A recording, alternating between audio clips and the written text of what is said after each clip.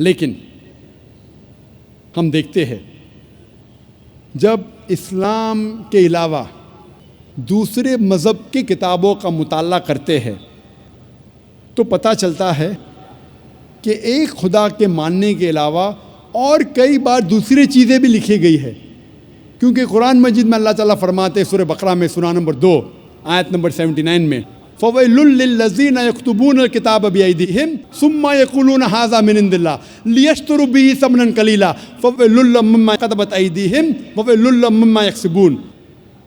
لعنت ہے ان لوگوں پر جو اپنے ہاتھوں سے کتاب لکھتے ہیں اور کہتے ہیں کہ یہ اللہ کی طرف سے ہے۔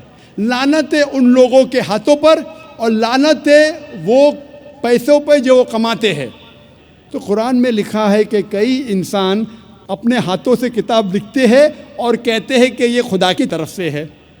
اسی لیے قرآن کے علاوہ جتنی بھی کتابیں پہلے آئے اس میں ملاوٹ ہو چکی ہے۔ قرآن ایک واحد کتاب ہے۔ اللہ تعالیٰ فرماتے سورہ ہجر میں سورہ نمبر 15 آیت نمبر 9 میں کہ میں نے قرآن کو نازل کیا ہوں اور میں اس کی حفاظت کروں گا۔